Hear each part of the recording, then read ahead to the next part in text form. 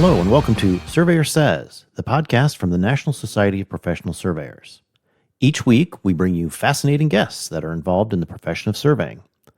My name is Tim Burch, and I'm the Executive Director for the National Society of Professional Surveyors and your host for the podcast.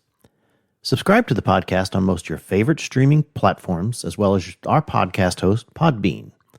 For more information about the podcast and NSPS, please visit our website, NSPS.us.com.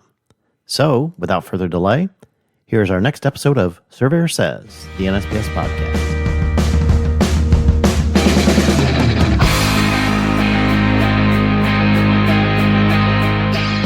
Hello and welcome to Surveyor Says, the NSPS Podcast. I'm your host, Tim Burch, and once again, we'll be joined by our guest, Gary Kent. You know him, you love him. We're talking over the ALTA NSPS land title surveys, the minimum standard detail requirements that are being updated for 2026. They will be effective February 23rd, 2026, Festival of Terminalia for those who remember out there. Today's podcast will be over Section 3, Surveying Standards and Standards of Care.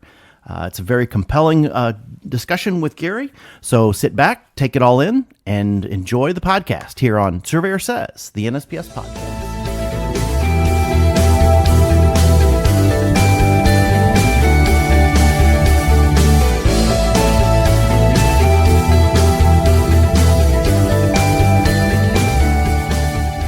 Hello and welcome to another special episode of Surveyor Says. Well, kind of Surveyor Says.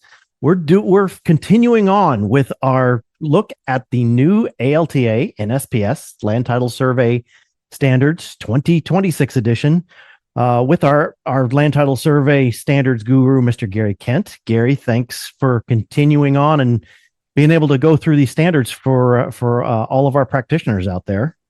Hi, Tim, and welcome everybody who is listening on this. And we're hoping to provide you some workable, practical background and information going forward.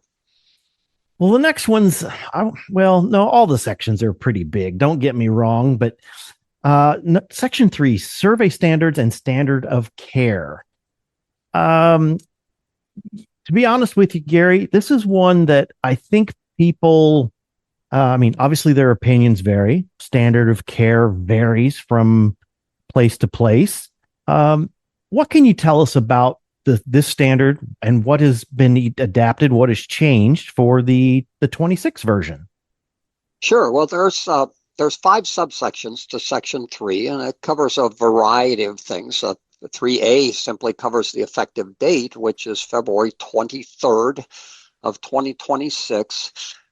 That's an easy thing to say, but from a practical standpoint, surveyors end up with questions about, what if I'm under contract before February 23rd and I know I'm not going to finish until after February 23rd, or what about quote unquote updates and that sort of thing. We understand that questions can arise related to the effective date, which is why we wrote a relatively extensive FAQ about that effective date. And probably rather than spend a lot of time here, I would commend people go to the FAQs, which are on the NSPS website, NSPS.us.com, under resources and under standards. And review what we say about, how you do the transition when it's not necessarily clear cut. If you're in a weird situation and the FAQ doesn't address it, then feel free to get a hold of me. But rather than spend a whole lot of time here on that, I would suggest people read that FAQ. But effective date, February 23rd, will say this, that prior to maybe about 2011, there was no effective date, right? The standards didn't address an effective date, so technically they became effective upon approval. But the difficult part was, upon approval, there were only about 50 people who knew they even existed. And I think it was in 2011, we selected an effective date. February 23rd, which is the date of the Roman festival for the god Terminus, who was the god of boundaries.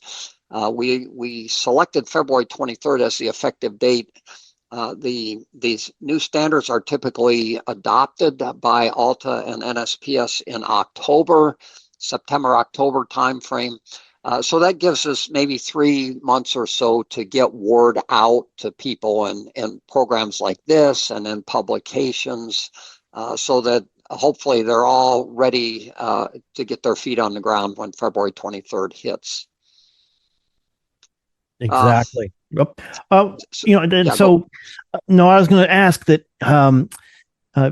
So the FAQ, and that's what I want to make sure that people understand. Go to info@nsps.us.com.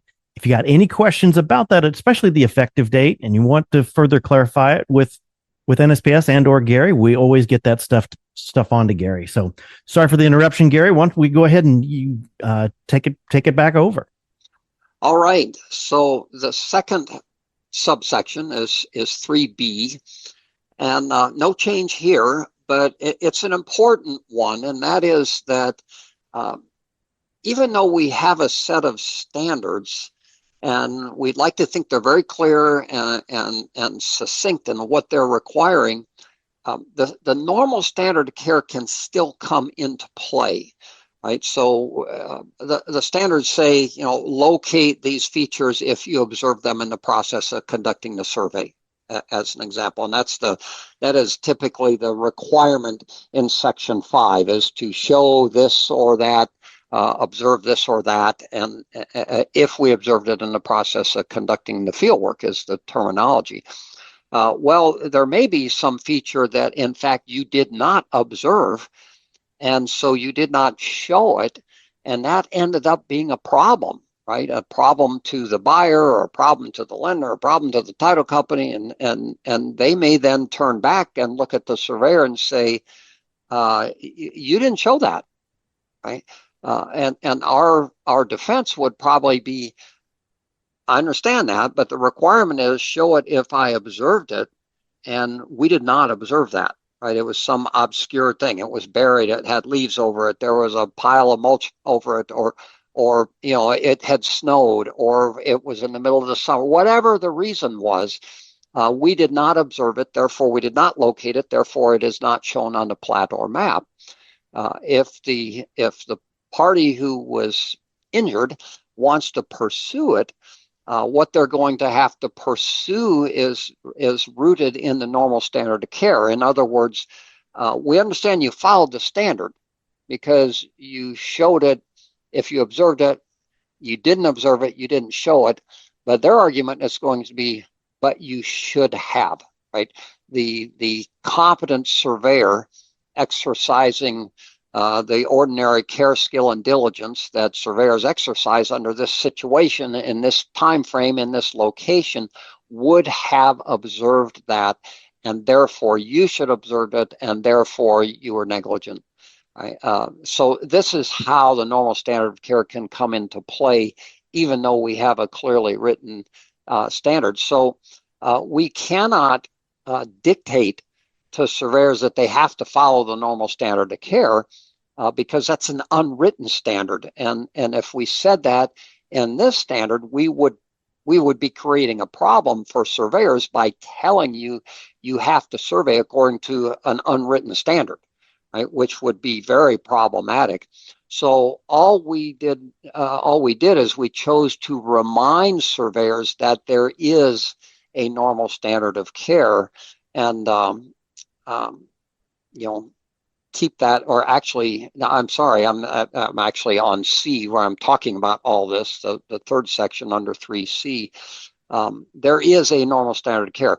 And this is why it's important that we understand, what are the practices in my area as to, it snows. What do people do when it snows?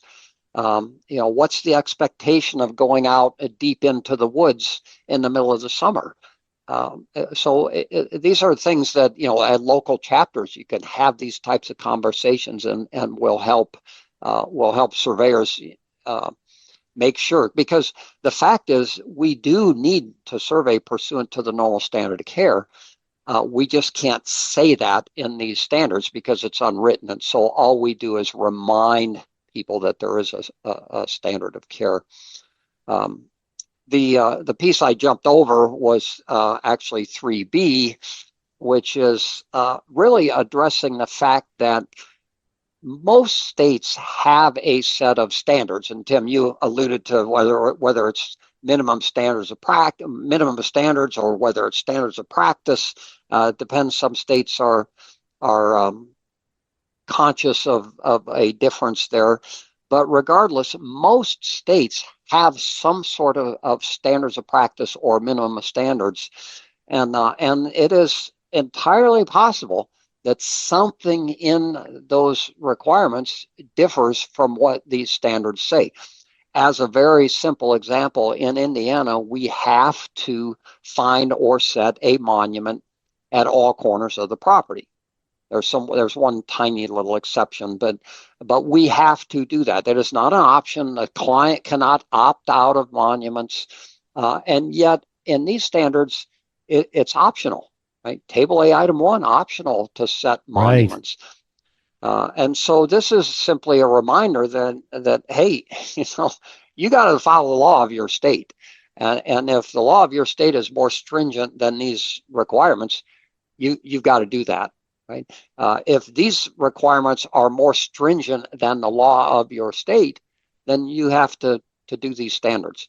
So it's really just a reminder that pay attention to the laws of your state. You still have to meet those. Yeah, that still, it blows my mind that when I come across some of these surveyors, and I've dealt with my contemporaries for years, that they will do a land title survey and they go, well, no, they didn't check item 1, but yet, like you said, Illinois was just like Indiana. Finding and setting boundary points that wasn't an option. And so, for a client to think that they're not going to have to check table item 1 of table A, just wasn't going to happen. You do have to follow your statutorial and your legal standards. Yeah, in fact, I know of a surveyor a number of years ago who did not monument in a state that required it. And that was his comment. Like the client didn't want it, and that state. I don't remember if they suspended him, if what they did, but he had sanctions on him for not following the law of the state. So Unreal. That's our reminder there. Yes, very good, very good. 3D, which is the fourth subsection in Section 3. Is something that we would have hoped that we didn't need to do, but we put this in here in 2011, and in fact we had taken steps even before that, I think, but we wanted to make it clear that a land title survey is a boundary survey, and this is something that I think is very important even now. I'll talk about in a second, but Section 3D says the boundaries, lines, and corners of any property or interest in real property being surveyed as part of an ALTA NSPS land title survey must be established which would be in the case of an original survey, and or retraced in the case of a retracement in accordance with the appropriate boundary law principles governed by the set of facts and evidence found in the course of performing the research and the fieldwork. So this is simply a statement that says this is a boundary survey, right?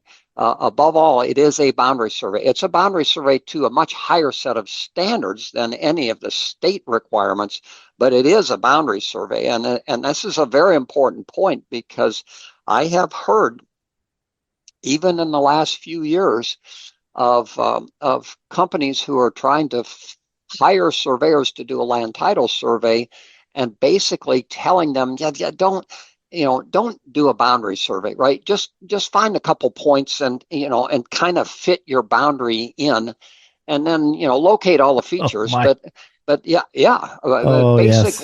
Basically plot all the features onto a deed plot of the boundary. And I know even within the last few years this was going on, and so this is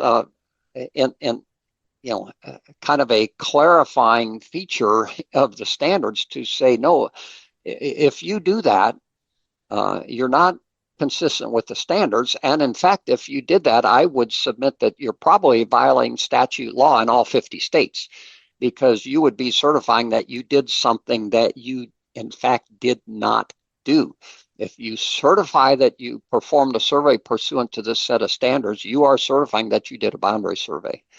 So I think it's a really important point, and I like pointing out the fact that at least not that long ago, there were people out there making that request of surveyors. So it's crazy, but yeah, it is unfortunately. But bottom line is, it's in the standard, and if somebody is doing a survey that has to be based upon these standards, that's all of them, not just pick and choose. Yeah, that's absolutely correct. Yeah. So the last subsection, E of Section 3, addresses our measurement standards, basically, and a few other things. What we did in Section 3E Romanesque 1 is we redefined relative positional precision a little bit. Not a major change. But previously, it was defined as the length of the semi-major axis of the air ellipse representing the uncertainty in the position of the two monuments at the end of the opposite ends of a boundary line. We have redefined it as being the length of the semi-major axis of the air ellipse of the line, not of the uncertainty in the 2 points, but of the line itself. That is a simplification, I guess, of relative positional precision. It basically turns it into a one-dimensional uncertainty, a one-dimensional standard deviation, if you will, versus a two-dimensional. It makes the calculation somewhat easier, and is probably more clearly stated. We do go on and say, and this is reworded a little bit too, that it is most commonly estimated by the results of a correctly weighted least squares adjustment, which is absolutely true. It's a little restatement of what we had said previously, but just trying to guide surveyors, like, this is how people usually make this determination, is with a correctly weighted least squares adjustment. But then we go on and we say, but you could estimate this by computing the full covariance matrix of the coordinate inverse between those 2 points. It's probably unlikely that anyone except somebody who's working on a PhD or has an interest in this would actually do that.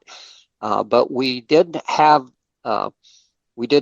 guidance from some very qualified people in writing all this, and the difference of computing full covariance matrix or just estimating it with a least squares adjustment was insignificant in a scenario that our expert came up with. Here's a typical surveying scenario, and he did the calculations, made some assumptions on the type of work being done and the equipment and all that, and concluded that the difference between these two was insignificant. So really all we've done is kind of simplified the definition of relative positional precision a little bit, and just kind of restated that this is the way people typically estimate it. So I think it's an improvement, and puts us probably all on a little more solid ground.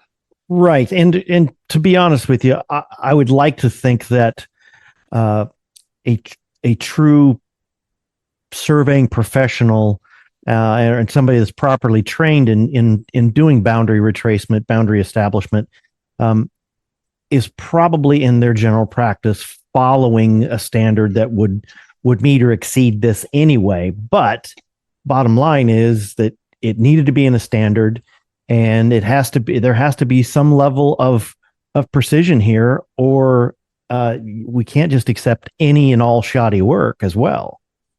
Yeah, that's a really good point, Tim. When I was in, I think it was maybe in Pennsylvania recently, and a question was asked, and is this something that ALTA is interested in? Are they driving this? And my response was no. Actually, ALTA recognizes it is important that there be some assurance of measurement quality on a land title survey, right? They need to know that we are making appropriately precise measurements on a land title survey, but they also know that that is way outside their lane. And so they want some sort of statement as to measurement quality, but they leave that to us to do and to phrase that or to define that in an appropriate way. And I think, as you know, back in 1962 in the original standard, it was a positional tolerance standard, right? In 1962, the what would be now ALTA NSPS standards, the measurement precision was defined as a positional tolerance. Interestingly enough, it was probably unachievable, but that's what was in there. We swung all the way to the other way in 1986 and created what was called a minimum angle distance enclosure requirement table. And basically told surveyors, here's the type of equipment you have to use, and here's the way you have to make your measurements. In essence, saying, maybe you're not smart enough to know all this, so we're going to tell you how to make your measurements. And if you do this, then presumably you'll achieve the measurement quality that we're interested in. With the standard that we had actually in 1962, and now that we have gone back to this kind of positional uncertainty standard, we treat surveyors more appropriately, which is, we're professionals. We understand what's achievable and what's not. Here's the measurement quality that we're looking for, right? And it's 750 parts per million. You're smart. You're educated, you're trained, you're experienced. Use the equipment and the procedures that will achieve that, right? And so that's where we are. We define it, and if we go down a couple of spots, we know that the allowable relative positional precision is 0.07 of a foot and 50 parts per million. And so we basically say, you're smart, right? Here's what we want to achieve. If we achieve this, we know we have appropriately precise measurements, right? So here's what we're aiming for. Do what's necessary to achieve that. And I think that's a good way to go. An awful lot of programs will make this calculation, right? That's what people are doing as least squares adjustment. Properly weighted means that we are, thinking through the equipment and such, and applying the uncertainties that may be associated with that equipment and those processes, and then running least squares on that basis. And my belief, based on a variety of things, is that if surveyors use appropriate equipment and appropriate procedures, and they think through the design of their survey, how are we going to approach this, that meeting the 750 parts per million is, we have to be thinking about how we do all this stuff, but it is certainly achievable. Oh, absolutely. Because I don't know about you, but I haven't seen a surveyor out doing any kind of boundary surveys lately with a compass and chain. So I think with the technology and that's out there, that we're pretty much, our standard procedures should easily achieve this and exceed this. But one thing I want to make sure, just going through this, and this isn't to jump ahead to section 5. This measurement precision is only for boundary, is only for monuments. This isn't for tying in buildings and tying in sprinkler heads and things like that. This is only for the measurement of the boundary itself for the survey. Yeah, that's a really good point, Tim, because I've had that question many a time. It's like, oh, so I have to locate the water valve. No. This measurement precision is only as related to the boundary, not the other features. And when we get to section 5, we actually talk about that issue, as you know. Well, very good. Well, like I said, other than that one, and it's a significant change. If you look at the red lines that you see them on the screen, you're going to see it, or go to the website and then pull down the red lines for yourself. It looks like a big change. I think the way I've heard you explain it is that subsection I, rather than all the little stuff, you just blanked the whole thing off and rewrote it with the new standard. So it looks like it's a bigger change than it really is. Yeah, that's a good point, Tim.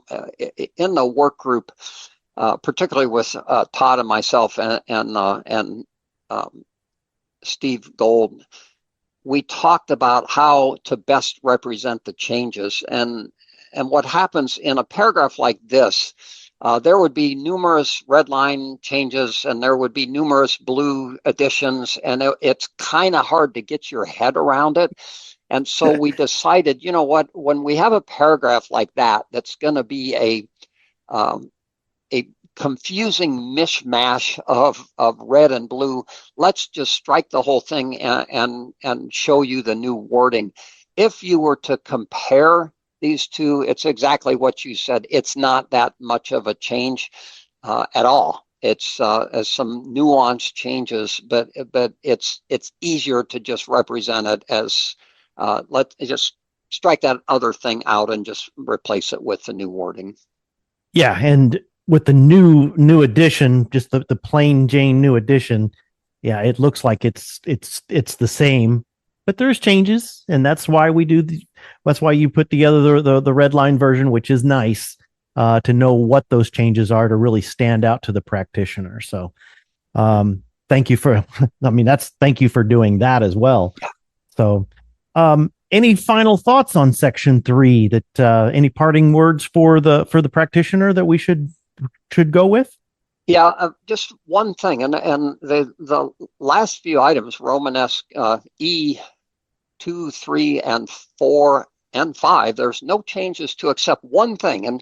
And Tim, as you know, sometimes in the process of a revision, we make a minor tweak for some very specific reason, typically, and it is usually minor and not, there's no hidden meaning to it. We're just trying to clarify something, and yet sometimes surveyors are kind of like, oh, they changed this. Well, what's up with that, right? What hidden meaning is behind this? Yeah, there isn't any, right? So one of the things that you see in section 3E Romanesque 2 is where we have stricken the word adjoiners and replaced it with the phrase adjoining properties. And there's nothing hidden going on there. What we found is that in the title world, adjoiners means something very specific. In fact, what it actually means is the name of the adjoining property.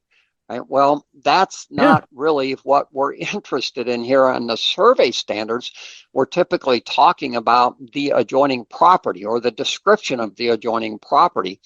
And we had a work group meeting, and one of the attorneys said, what exactly do you mean when you say adjoiners?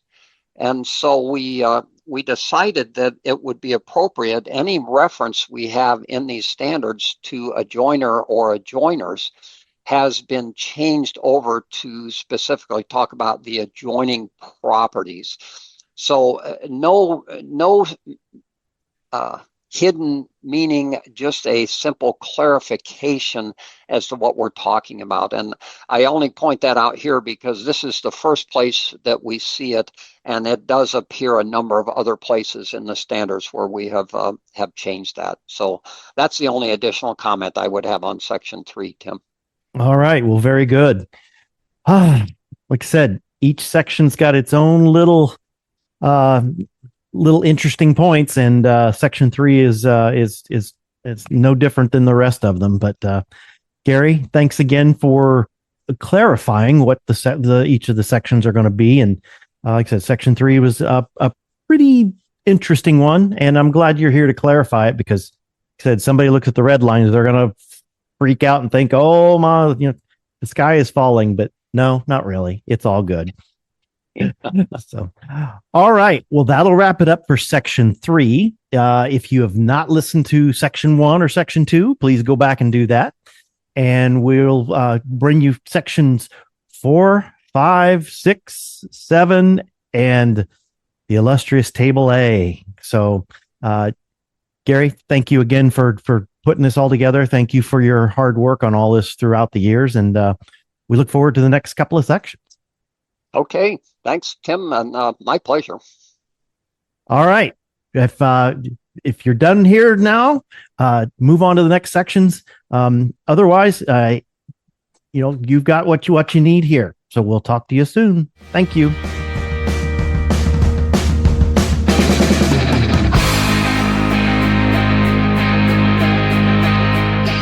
You've been listening to Surveyor Says, the NSPS podcast, brought to you by the National Society of Professional Surveyors.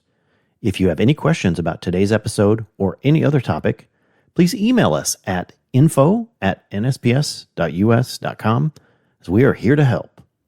Subscribe to the podcast on most of your favorite streaming platforms, as well as our podcast host, Podbean. For more information about the podcast and NSPS, please visit our website, nsps.us.com. And remember, it's a great day to be a surveyor.